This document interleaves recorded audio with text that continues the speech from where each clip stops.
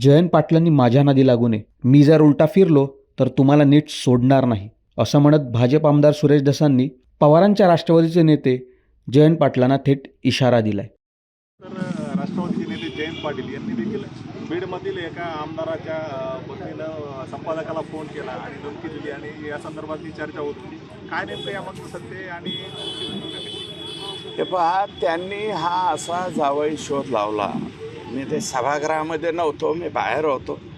नंतर मी पळत गेलो. अध्यक्षांनाही परवानगी मागितली, पण त्यांनी मला परवानगी दिली नाही. त्यांनी असा कयास मांडला की तुकाराम मुंडे साहेबांनी पुण्याला कुठली तरी एक बैठक घेतली होती. त्याच्यात 100-200 चेअरमन लोक होते प्रमुख, आणि त्या बैठकीत कोणत्या तरी मोठ्या पावडर प्लॅन्टचा एक व्यक्ती असं म्हणाला की बाबा सुरेश धसची पत्नी वगैरे, असं त्यांनी सांगितलं. दम भीम. आता दम भीम तर तो काय आमचा धंदा वगैरे नाही आहे दम भीम करण्याचा, आणि माझा असेल पण माझ्या पत्नीचा तर बिलकुल नाही आहे बरं का.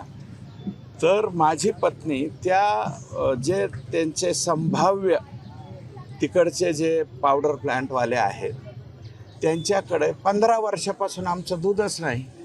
आमचे जे इथले स्थानिक विरोधक आहे त्यांचं दूध मात्र त्या प्लॅन्टकडं जातं. मग त्या विरोधी पार्टीचे प्लॅन्टवाले जे आहेत त्यांच्या कदाचित कोणीतरी सौभाग्यवती किंवा कोणी फोन केला असेल आणि ते आमच्यावरती ढकलत आहे.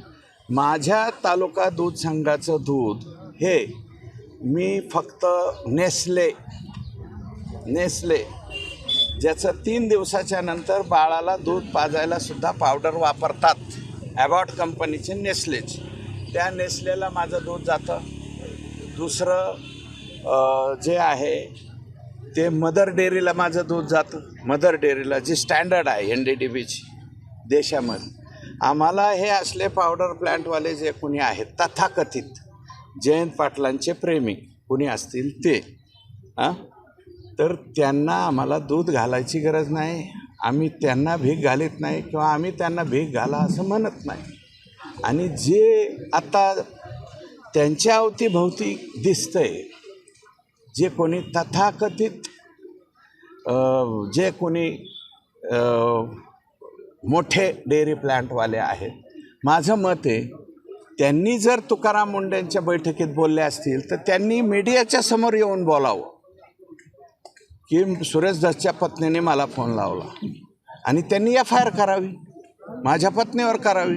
माझी पत्नी किंवा मी या देशामध्येच राहणार आहे, राज्यघटनेप्रमाणे चालणार, आमच्यावर FIR करावी. FIR केल्यावर त्याची चौकशी होईल, चौकशीत तर कळेल ना. आणि मग त्या चौकशीत कपोलकल्पित किंवा हवेमध्ये ढगामध्ये जयंत पाटील कसे बोलले हे सुद्धा उलगडा होईल. आणि ते आम्हाला शिवत बी नाही. कोणतं ते कालवा कालवी सहकारी संस्था जे आहे ना, दुधात कालवा कालवी सहकारी संस्था, जे लोक हे चालवतात हे आम्हाला शिवत पण नाही. 3 लाख लिटर दूध आहे माझ्या सहकारी संस्थेचं. 1000 किंवा 1500 लिटर 2000 लिटरच कमी दूध झालं आहे. तुम्ही आजच्या सगळ्या वर्तमानपत्रात बातम्या आहेत, मराठवाड्यातलं 1 लाख लिटर दूध कमी झालं. हे जे जयंत पाटील म्हणतायत ना, कोणत्या पावडर प्लॅन्टवाल्याचे कणव घेऊन बोलतायत ना, त्यांना दूध घालणाऱ्यांचं 10,000 लिटर दूध कमी झालं आहे आमच्या इथलं. मग एकदा होऊन जाऊ द्या ना. महाराष्ट्रातल्या ज्या चिलिंग प्लॅन्टचं दूध कमी झालं असेल त्या सगळ्यांवर FIR दाखल करा. जर माझं कमी झालं असेल, माझं म्हणजे माझ्या सहकारी संस्थेचं कमी झालं असेल तर माझ्यावरती गुन्हा दाखल करा. आणि जयंत पाटील जे बोलत आहेत कणव घेऊन, ज्यांचा कोणाचा मोठा प्लॅन्ट आहे त्यांना आम्ही दम बिम दिला मानतो. मी तर म्हणलं त्यांनी FIR करावी. पण त्यांचं किती दूध कमी झालं? तुकाराम मुंडे या राज्याचे आयुक्त झाल्यापासून जे कारवाया चालू झालेल्या आहेत आणि त्याच्यानंतर ज्यांचे दूध कमी झाले ते सगळ्यांवरती कायद्याने मानके, अन्न व भेसळ प्रतिबंधक कायदा, मानके काय जे असेल ते त्याप्रमाणे गुन्हे दाखल व्हावे.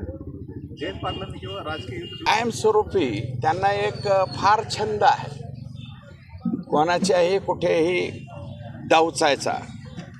तर मला वाटतं त्यांनी माझ्या नादी लागू नये. मी सोपा डावचायचा माणूस नाही. मी जर उलटा फिरलो तर तुम्हाला सुद्धा नीट सोडणार नाही. जयंत पाटलांनी ती तिकडं बघायची, ती दादागिरी त्यांची, ती नौटंकी बोलण्याची आणि त्याच्यानंतर याच्यात बोलायचं. तुम्हाला जेवढं जमतं ना, देवाने तुम्हाला जेवढं दिलं आहे त्याच्यापेक्षा 1% आमच्या देवाने सुद्धा आपल्याला जास्त दिलेले. तुम्हाला बाकीचे लोक गप्प बसत असतील, आम्ही गप्प बसणार नाही. तुम्ही आमच्या इथं येऊन डवचण्याचे कामं करताना आम्ही बी तुम्हाला डिवचू, सापडतील ना ते बी.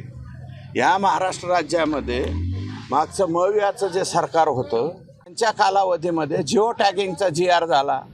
त्या जिओ टॅगिंगच्या GRच्या नावाखाली या महाराष्ट्राची किती लूट झाली हे सुद्धा पुढच्या अधिवेशनात पहिल्या दिवशी बघा.